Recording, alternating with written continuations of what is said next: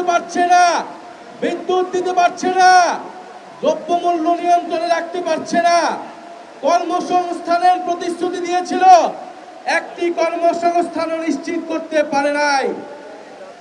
অন্যদিকে আমরা দেখছি বিশ্ববিদ্যালয়গুলোতে, ক্যাম্পাসগুলোতে সরকার দলের নতুন ক্ষমতাসীন ছাত্র সংগঠন, ছাত্র দলের সন্ত্রাসীরা, বিরোধী দলের যারা ছাত্র নেতা রয়েছে, ছাত্র শিবির, ছাত্র সংসদ এবং ছাত্র শক্তির নেতৃবৃন্দদের উপরে নির্বিচারে হামলা করছে।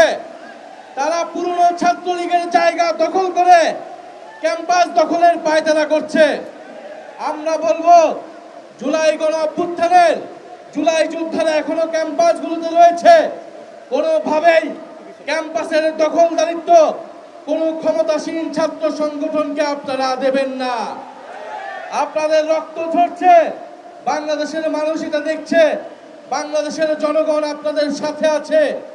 এবং ঢাকা শহরের মানুষকে বলবো, আমরা দেখছি রাস্তাঘাটে মহিলারা মিছিল করছে, হাড়ি পাতিল নিয়ে মিছিল করছে, হারিকেন নিয়ে মানুষ নেমে আসছে, কারণ গ্যাস নাই এবং বিদ্যুতের বিল অপ্রয়োজনীয়ভাবে ভুতুরে বিল দিচ্ছে।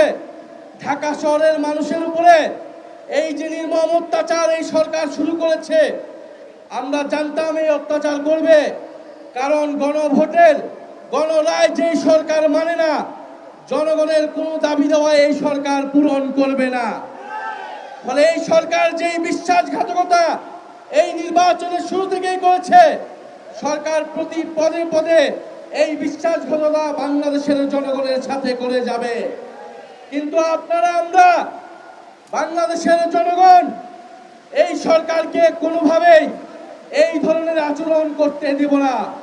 আজকে আমরা সচিবালয় এখানে এসেছি, আজকে আমরা বার্তা দিতে এসেছি, যদি বিএনপির সরকার, যদি তারেক রহমানের সরকার জনগণের মৌলিক অধিকার গ্যাস, বিদ্যুৎ, কর্মসংস্থান এবং দ্রব্যমূল্য নিশ্চিত করতে না পারে, তবে এই সরকার ক্ষমতায় থাকার স্বপ্ন যেন না থাকে, না দেখে।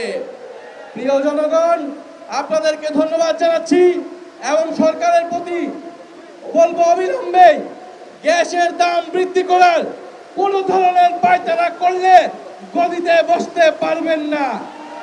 আপনারা দফায় দফায় 5 মাসে সিলিন্ডারের দাম বৃদ্ধি করেছেন, বিদ্যুতের দাম বৃদ্ধি করেছেন, জ্বালানির দাম বৃদ্ধি করেছেন, এখন গ্যাসের দাম বৃদ্ধি করার পায়তারা করছেন।